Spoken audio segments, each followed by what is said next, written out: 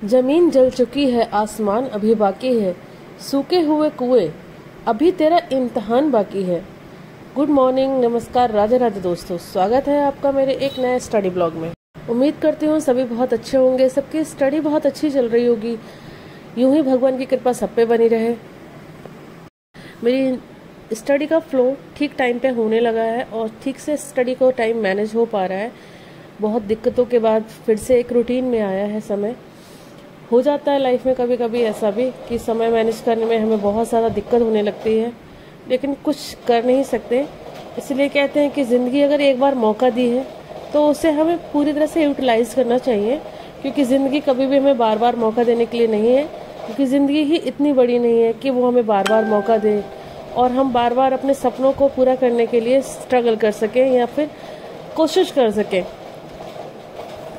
Matter नहीं करता कि हमारी एज क्या है, हम किस कंडीशन में हैं। अगर हमें लाइफ ने एक मौका दिया है तो बस हमें उसको यूटिलाइज करना है, अपने सपनों को पूरा करने की कोशिश करनी है। स्ट्रगल तो हर किसी की लाइफ में है, अगर स्ट्रगल नहीं है तो फिर लाइफ का वो फेस हम कभी समझ नहीं पाएंगे कि स्ट्रगल के बाद लाइफ कितनी अच्छी लगती है। वो सिर्फ स्ट्रगल करने वाले ही समझ सकते हैं। तो आजकल वही पढ़ रही हूँ मैं, यूपी स्पेशल और पॉलिटी, हिंदी और करंट अफेयर्स। इन 4 चीज़ों के टारगेट्स बना के चल रही हूँ कि 4 चीज़ों को पढूं मैं फटाफट। अपना जो यूपी स्पेशल के 2 पेपर हैं उनको कवर कर लूँ, लेकिन अभी वो कवर होने में नहीं आ पा रहे हैं।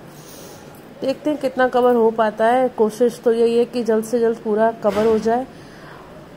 तो आप भी अपनी स्टडी में जो भी अपना टारगेट बनाए उसको कम बुक्स रखें, कम टारगेट्स को कम सब्जेक्ट को रखें। ऐसा नहीं है कि एक दिन में 4 से 5 सब्जेक्ट पढ़ने की कोशिश करें। 2 ही सब्जेक्ट लें, 2 से ज़्यादा ना रखें, क्योंकि अगर 2 से ज़्यादा रखेंगे तो फिर आप उनके टेस्ट पेपर, PYQ वगैरह कुछ देख नहीं पाएंगे। वो भी देखना ज़रूरी है। फिर करंट अफेयर्स तो एक साथ में चलता ही चलता है, तो उसको मिला के 3-4 तो वैसे ही 4 हो जाते हैं। अगर हम 2 सब्जेक्ट रख रहे हैं प्लस करंट अफेयर्स को रख रहे हैं तो 3 हो गए। PYQ देख लिए तो 4 वैसे भी हो गए। और फिर हम कितनी भी बार टाइम मैनेज कर लें, उसमें कुछ टाइम हमें रिवीजन के लिए भी निकालना होता है। क्योंकि कितनी भी हम स्टडी कर ले, अगर उसको हम रिवीजन के लिए टाइम नहीं दे रहे हैं तो फिर कुछ उसका बेनिफिट हमें 100% तो नहीं मिलेगा।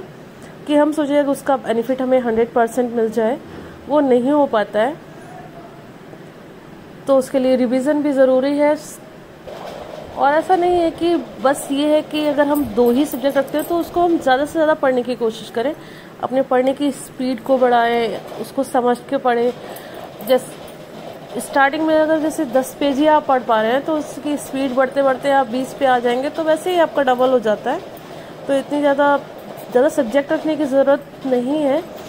बस ये है कि करंट अफेयर्स में जो टॉपिक होते हैं उनको तो आपको पढ़ना ही पढ़ना है। जैसे करंट अफेयर में कोई भी टॉपिक आया, जैसे कुछ भी हो सकता है, जैसे बजट वगैरह आ जाता है तो उसको हम पूरा पढ़ते तो वो हमारा हो जाता है। या फिर स्पोर्ट्स से कोई आया, कुछ भी ऐसा टॉपिक नया होता है तो वो हमें कई चीज़ें पढ़नी पड़ती हैं। जैसे कभी राष्ट्रपति, उपराष्ट्रपति के बारे में आया तो उसके बारे में हमने पढ़ लिया। इधर पॉलिटी हम पढ़ ही रहे हैं, स्पेक्ट्रम पढ़ रहे हैं, करंट हम पढ़ रहे हैं, तो उसके साथ हमारा काफ़ी सारा होता है कि करंट के साथ हम काफ़ी सब्जेक्ट को रिलेट कर पाते हैं। तो वो टॉपिक हमारे वहीं के वहीं कवर होते हैं। तो फिर करंट के साथ अगर हम 2 सब्जेक्ट लेके चल रहे हैं तो हमारी स्टडी मुझे लगता है कि ठीक ही होती है, उससे ज़्यादा की हमें ज़रूरत नहीं है।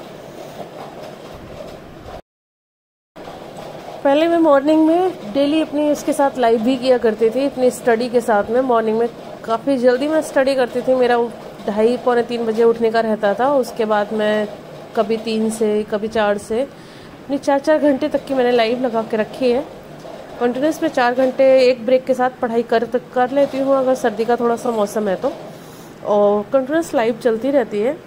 तो वही सोच रही हूँ कि सुबह में एक बार लाइव हो तो फिर मतलब लाइव से बहुत मेरे को फ़ायदा होता है। फिर दूसरा इंसान को ये मोटिवेशन मिलता है, जैसे जो भी मेरे को देख रहे हैं कि हाँ वो ये देख सकते हैं जब मैं पढ़ रही हूँ तो वो भी पढ़ सकते हैं, उस टाइम पे वो भी उठ सकते हैं।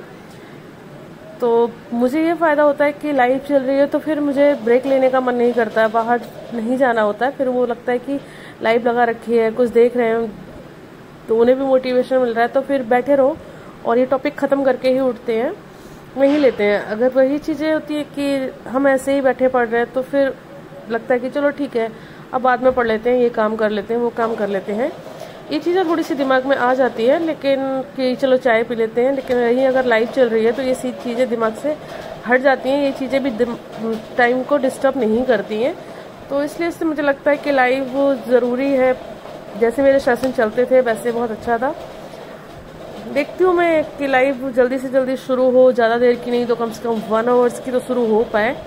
एटलीस्ट 1 आवर की लाइव होगी तो बेस्ट रहेगा कि 1 आवर तो वो भी, जैसे मैं अगर 3-3:30 से भी पढ़ रही हूँ, 4 से पढ़ रही हूँ, तो उस टाइम तो नहीं। मैं सोचती हूँ जब ज़्यादा होता है कि हाँ अभी नहीं, अभी उठ जाते हैं, चलो 15 मिनट पहले छोड़ देते हैं, वो 15-20 मिनट भी ख़राब नहीं होंगे। और 5 से ही शुरू करूँगी मैं, 5 से या 4:30 से।